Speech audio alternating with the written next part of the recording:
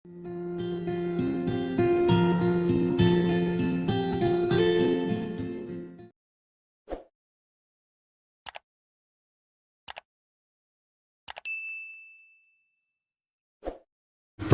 Romualdez Marcos Jr. Good afternoon. As I'm sure everybody knows, we felt the effects of an earthquake earlier today at approximately 8:40, and so I've asked to speak to you to give you the latest situation on what is going on and what we have been able to find out about the situation in different places. Mukhang malakas yung Lindol kasi malaking ang 7.3, napakalakas na niyan. Hanggang Ilocos Sur, approximately 6.0, which in the Richter scale, which is still a very strong earthquake. I have with me USEC Solidum, there, and SND Faustino and DILG Abalos, so that they can give us the reports from on the technical aspects of what happened today, from Philbox, and the reports that our policemen and other local executives have been providing us, and of course the NDRMC on the measures that we have taken to immediately provide support to the LGUs and of course the citizens that have been affected. I would have the Secretary of the SWD, Secretary Erwin Tulfo, is not here with us because he's already there. He left earlier. He left soon after the earthquake. Again, we are awaiting his report. I am staying away from going to the affected areas for a very simple reason. It has been my experience as governor, it has been my experience in Yolanda, that when the national officers come to the affected areas, immediately ginugulo lang namin yung trabaho ng mga lokal. Yung halimbawa, pupunta ako doon, maghahanap pa ako ng pulis para pag-secure. Kailangan ako i-meeting ng mga local officials, marami silang ginagawa. So I said, let them do their work. Let us wait for them to tell us what is going to be, what the true situation is. And maybe I can schedule a trip, perhaps tomorrow, as soon as possible. So now I'll turn the floor over to USEC Solidum so he can explain to us exactly what happened in Abra this morning. Thank you, Mr. President. At exactly 8:43 this morning, a magnitude 7.0, initially rated at 7.3, occurred in Abra. And the depth of the earthquake was 17 kilometers, so not so deep, shallow. And because of the magnitude of the earthquake, we consider it as a major earthquake. Anything greater than 7 is a major earthquake, and we would expect significant effects of this event. First, on the reported strength of the shaking, so far, the maximum intensity reported to us would be intensity 7 in Bocloc and Manabo, Abra, and this would be manifested by damages to houses and buildings and landslide, especially in the mountainous region. We also noticed intensity 6 in Vigan and other towns of Ilocos Sur like Sinait, Bantay, San Esteban, and in Nalawak, Pangasinan, and even Baguio City, and that would be nearby La Trinidad. The reason why there was significant damage in Vigan is that the foundation of the city is essentially sandy because of the big river that would flood the area from time to time. So there was amplification of the shaking, and many of the churches and historical buildings were damaged. Now, Landslides are a problem, especially not only for earthquakes but during rain. So we have to make sure that areas that are affected by landslide and starting or incipient landslide should be avoided. Towns should actually investigate houses and buildings that were damaged to see if they can still be usable, and even those that don't have very obvious damage. So this will be the work po ng mga local engineer. There was a reported unusual wave in the coastal areas of La Union and Ilocos. And this was not a tsunami po, no? Because a tsunami would be very high waves because of the uplift of the ocean floor due to an earthquake in the ocean. What happened was there was shaking of the island and the water, coastal water was shaken, so there was a minor seawater oscillation. Some of the waters actually entered some of the river. Mr. President, yun lang po report natin. All right, so that is the initial report from PhilBox on what has happened. Siguro next I will ask Secretary, unahin natin ng DILG because I want to hear also, hindi ko pa narinig ang mga report na galing sa mga local government at saka sa mga pulis natin. So maybe Secretary, you can brief us on what they have reported to you. Magandang hapon po, Mr. President, at sa lahat po ng mga nanonood, nakikinig po ngayon. Ito pong mga data na ito po'y kinumpile po natin. Ito'y galing sa mga local chief executives ng mga LGUs and of course galing sa PNP at galing sa mga fire. Kinos-reference po namin ito nang sa ganoon ay talagang ito'y exact po at tama. Ang affected regions po ay 1, 2, and CAR. 15 provinces are affected, 15 cities, 280 municipalities, 6,756 barangays. Ang initial reports po are there are road closures in some parts of Abra, power interruptions in Abra and Benguet, intermittent communication lines in Region 1, landslide in some parts of CAR, minor damages in other regions. Ito po ang initial report sa CAR. 29 municipal roads were damaged. 3 bridges in Abra are also reported to have been damaged. 173 buildings, both private and government, were also damaged. 58 reported landslides, most of which occurred in Abra, with 31 reported landslides. 60 injured. And so far po, 4 po ang nabalita ang nasawian ng buhay, 4 deaths. Of these 4, 2 are in Benguet, 1 each in Abra and Mountain. 2 in Benguet, 1 in Abra, no? Yung sa Mountain Province po, ang cause niyan pagguho ng lupa. Pagguho po, opo. Sir, if I might also add, Mr. President, no, para lang, sandali lang po.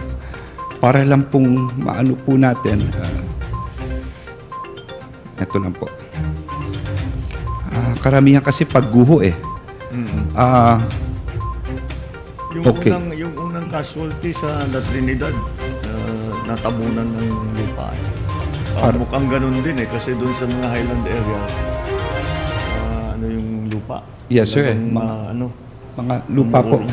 Sir, i-breakdown ko lang po, So, lumalabas sa Abra ay 3 tulay, 3 bridges. Sa buildings, ito lang iaano ko lang, sa Baguio, 33 were affected.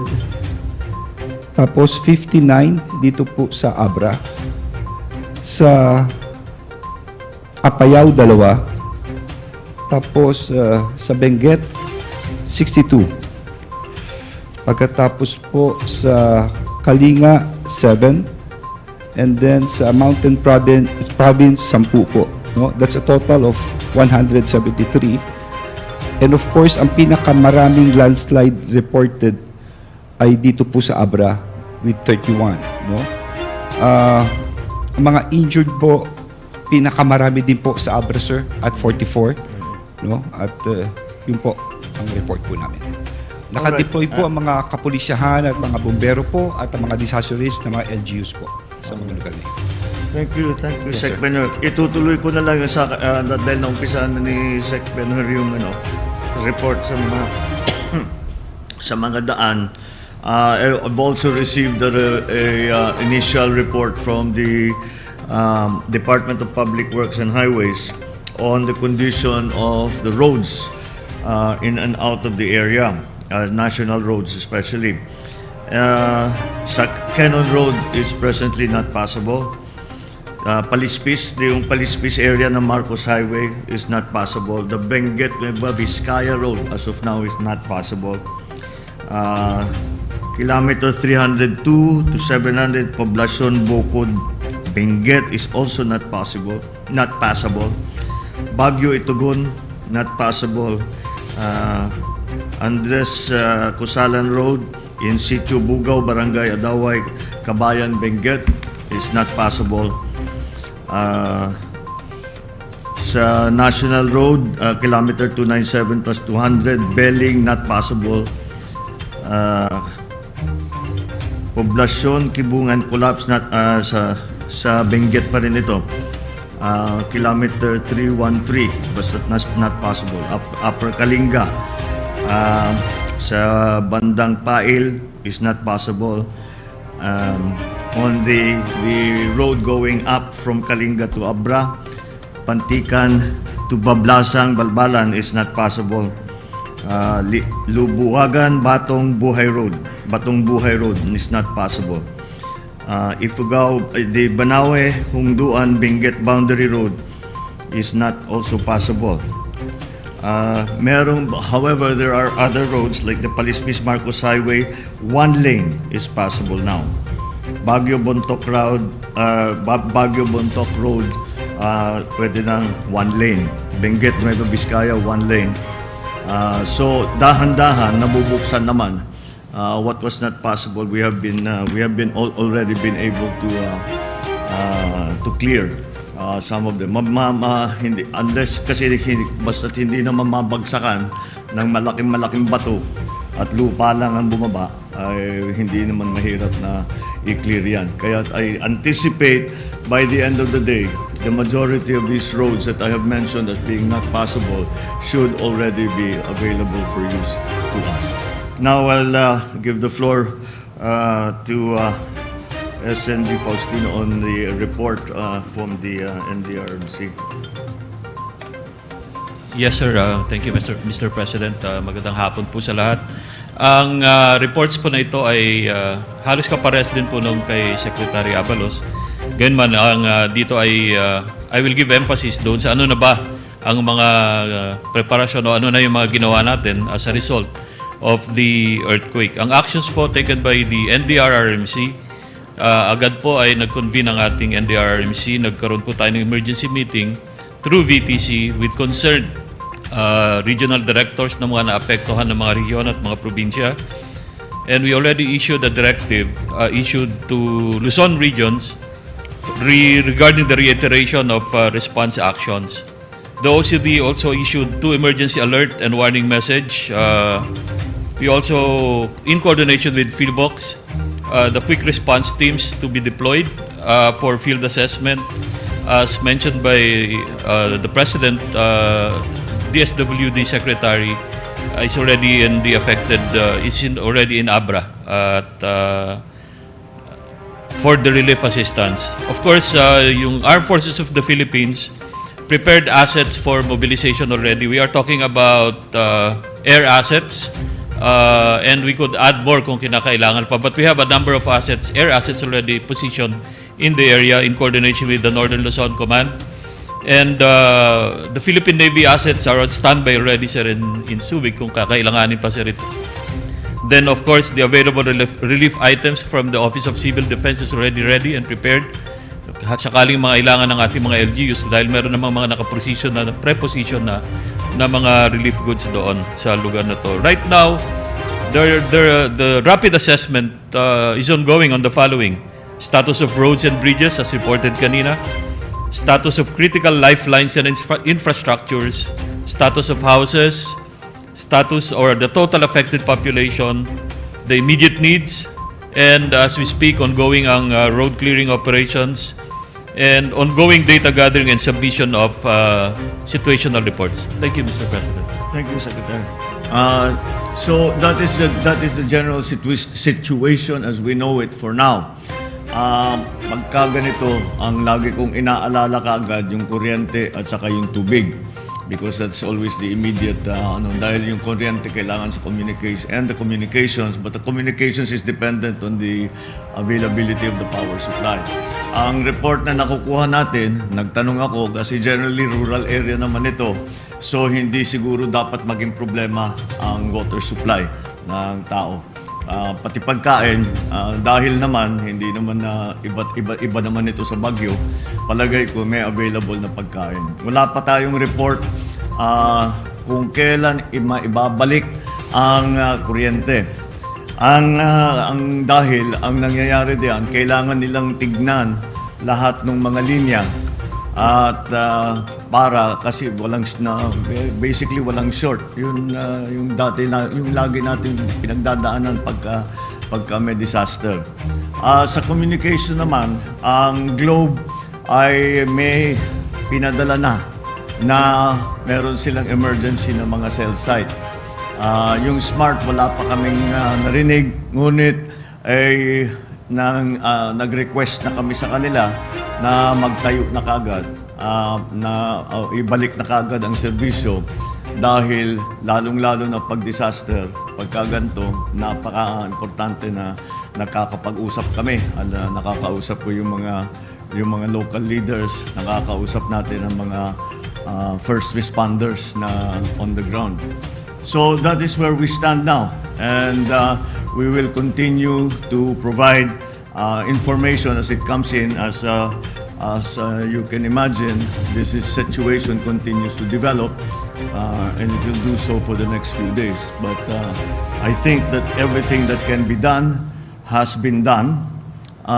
We have even anticipated the needs of those who have become victims of this very strong earthquake.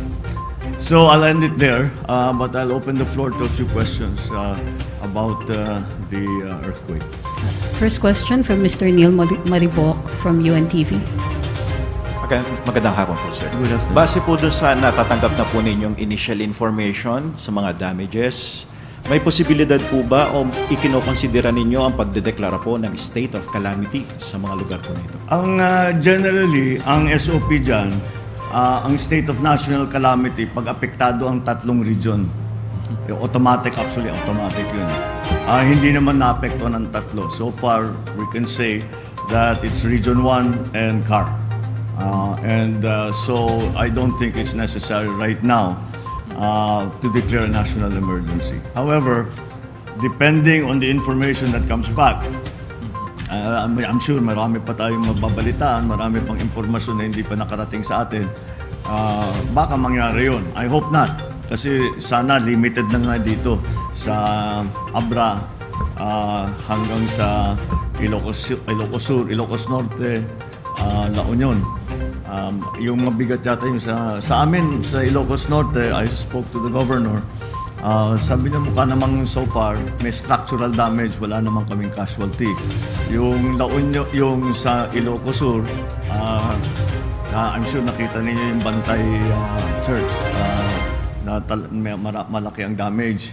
Meron din structural damage sa mga bahay. Sa La Union naman mukhang hindi gaanong tinamaan. Perhaps because of the terrain structure as explained to us by Yusek Solidum. Iba siguro ang pinapatungan ng mga bayan doon sa La Union. So anyway, and now of course we know what has been happening in Kalinga, in Benguet, and in Baguio City, mukhang mukhang natamaan ng malakas. So we have to wait for those reports. But right now, hindi pa nangangailangan ng magdeklara ng national calamity. Thank you, Mr. Neil. Ms. Pia Gutierrez, ABS-CBN. Hi, sir. Good afternoon. Sir, base po sa report ng Pag-asa, meron po silang mga binabantayan na weather disturbances that will affect mostly yung mga areas na lubhang tinamaan po nitong Lindol. So, sir, what are your directives, sir, to the government agencies to prevent further damages and loss of lives? Good question. Kinakatakutan namin baka umulan. And kasi siguro naluwag na nga, there'll be a great danger again of landslides. So binabantayan natin yan. Usually naman, na-identify natin kung saan yung areas of risk. So pwede nating bantayan. Huwag sanang umulan, at least for the next 2 days, para makapag-stabilize tayo ng mga, lalo na yung mga daan, pati yung mga, para ma-inspeksyon na rin yung mga bahay if they're safe to go back to. Pero siguro hindi pa ngayon. Dahil even if they are structurally safe to return, magkakaroon pa tayo ng aftershock. Baka doon naman magka-problema. If you remember, a while back, during the earthquake in Baguio, maraming namatay kasi kala nila tapos na, pumasok sila. Inabutan sila ngayon ng aftershock. So that's what we are watching out for, both in the structures and in watching the danger of landslides. Maraming salamat, sir. Thank you. Ms. Cathy Valiente, Manila Times. Yes, sir. Mr. President, good afternoon po. Good afternoon. Para po sa kaalaman lang po ng ating mga kababayan, where were you po and what were you doing when the earthquake happened? I'm sorry? Nasaan daw po kayo, President, during the earthquake? I was in my office. Naririnig ko yung may chandelier na yun ang guide namin dito sa palasyo. Pag narinig ko yung chandelier na kumakalansing, then ibig sabihin may lindol. But it was very strong. It's stronger than the usual. Yes, sir. Follow up lang, sir. What can the government do to ensure daw po yung National Building Code is enforced? Will you push for a review of the code? And lastly, sir, will you ask the Congress to pass the bill on Department of Disaster Resilience? Yes, precisely. Because as I said in the SONA, we have to recognize that we're disaster prone. And that's why, which leads me to the answer to your previous question, which is we have to be certain that our planning, hindi na natin mapalitan yung mga nakatayo na, but our planning for the future should include all the mitigation, all the science and the knowledge and the learnings on the mitigation of these kinds of disasters. Iba naman yung Lindol, the real problem with the earthquake is hindi talaga tayo makapag-predict ng Lindol. At least yung bagyo may warning. Yung Lindol talagang bigla. So we just have to deal with it that way. And if we can make get that balance between cost and the mitigation requirements ng ating building code, so that we are safe when the earthquake comes or malakas na bagyo, then that is what we will have to do.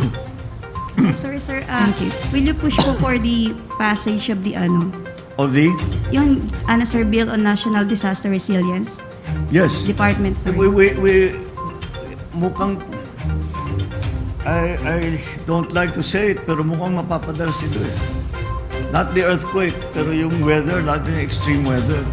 Kahit hindi bagyo, yung masyadong nakikita nyo sa Europe, nakikita nyo sa Amerika, baka naman abutan tayo ng ganyan, yung napakainit masyado. So these are the things that we have to be careful. We need more capability than we have now. Magaling na tayo sa bagyo, marunong na tayo sa lindol. Pero ang mga dangers the dangers that the effects of climate change present are different. That's why we need a specialist agency. Thank you, sir. Thank you. Ms. Tuesday New, DZBB. Good afternoon, Mr. President. Good afternoon.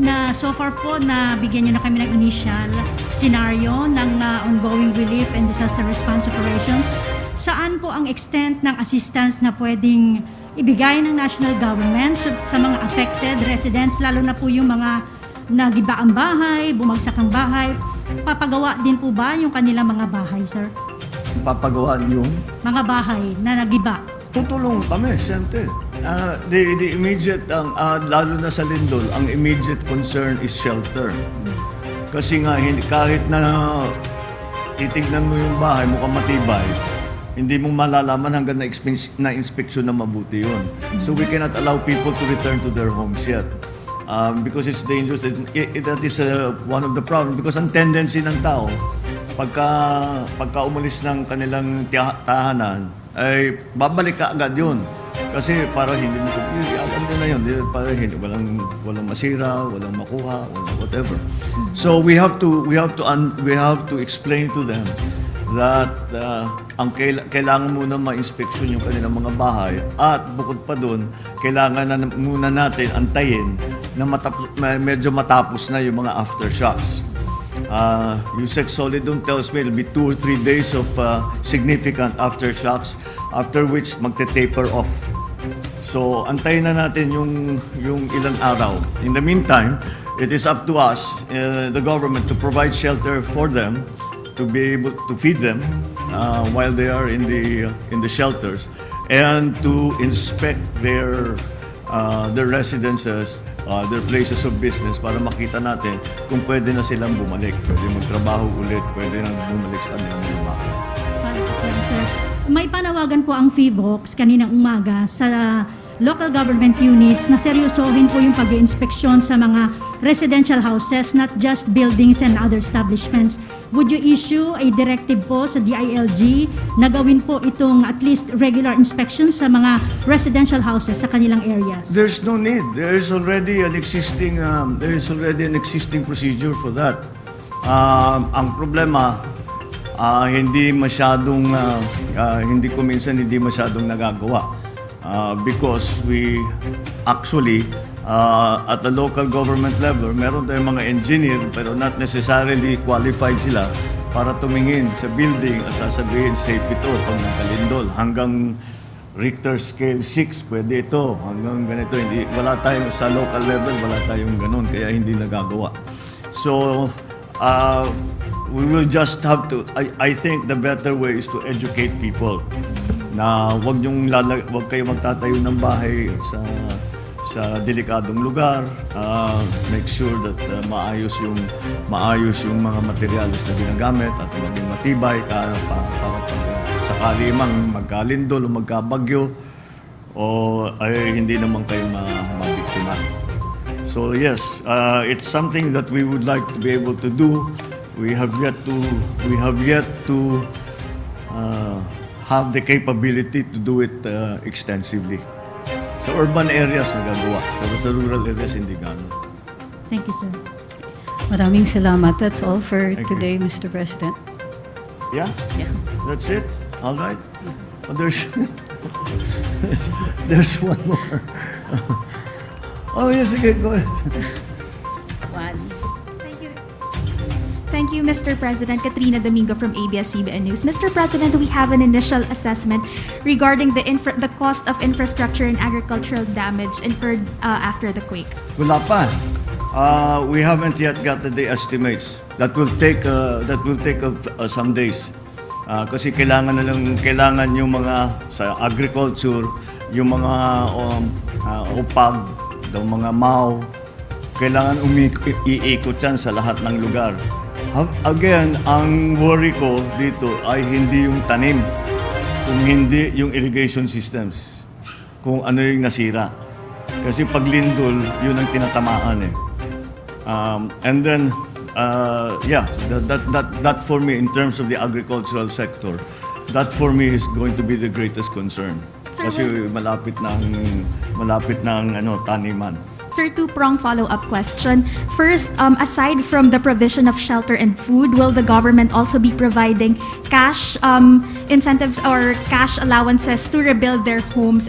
And how much of an additional budget are we looking at to address the situation? We haven't made those calculations yet. But siyempre, we have all of the mechanisms that have been put in place for the pandemic. And so they are also in place. And if you know, IX is for all citizens in a precarious situation. So it does not necessarily mean that they got sick with COVID. It means basta't nalagay sila sa alanganing posisyon. So that will apply. Siguro that will be most relevant to those who have for whatever reason yung mga kanilang mga opisina or yung kanilang mga tindahan ay nasira, hindi sila makapagbukas. Mangangailangan sila dahil wala silang hinahanap buhay. So I'm sure the social programs will then come into play. Definitely, sir, we have an available budget. And do we have a ballpark figure of how much we can still spend? I think especially in terms of what we're anticipating after this earthquake, I think we should be able to cover it. Thank you, sir. Salamat. Thank you. Thank you all very much. Good afternoon.